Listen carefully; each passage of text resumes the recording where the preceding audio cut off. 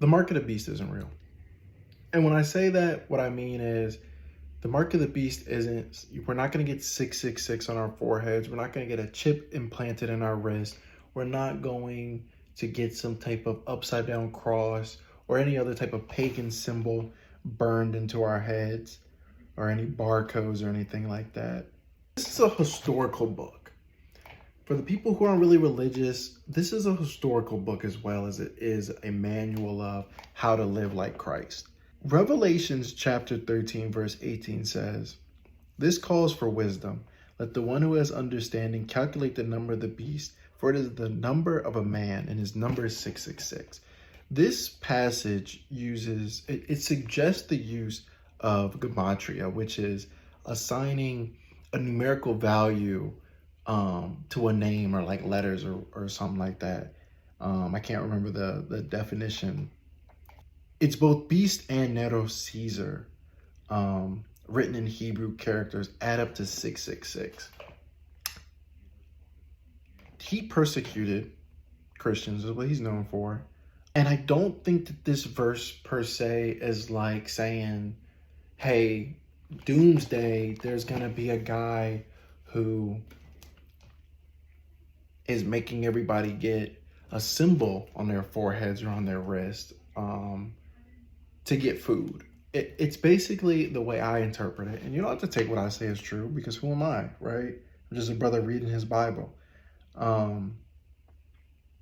But this isn't to be taken literally. First of all, how many, and I'm gonna just take the shot, how many Americans can actually calculate anything past Algebra 1? Like, let's be honest. Most Americans aren't gonna be able to do anything past Algebra 1. So calculate, I don't think is really the right word here. So if it suggests gematria, you have to kind of look at it from its original Greek. And that interprets more into decode your surroundings, like being able to recognize the mark of the beast. And this mark of the beast more so isn't a symbolic mark, but more so a power structure.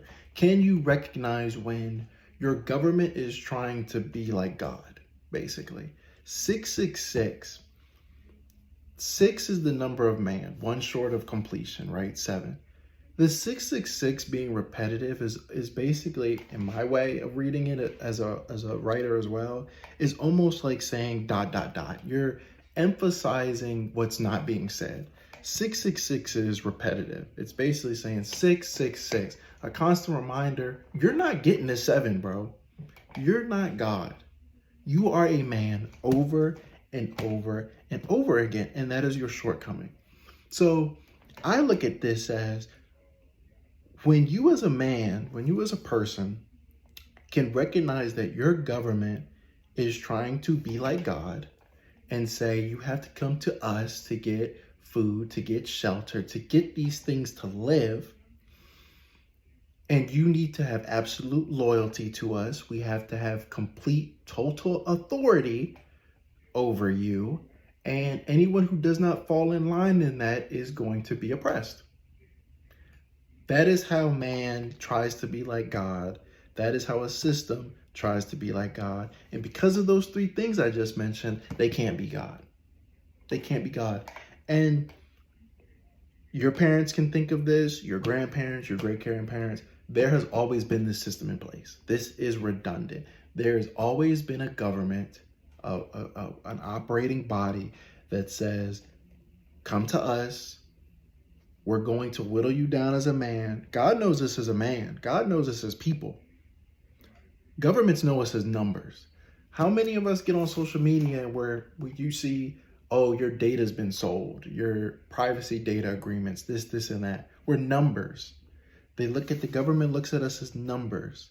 People who don't fall in line with this are oppressed, and we're going to do what we got to do to oppress you and get you in line. It's this fear. So I really think this passage is more so telling us, be able to recognize these power structures, these systems that come into play, and to reject this mark of the beast, because the mark of the beast is a metaphor of how you're living in society. Are you living to serve the world, or are you living to serve something higher? That is the true mark of the beast. It's internal. It's how you live your life. Do you live by the world, or do you live to serve something higher?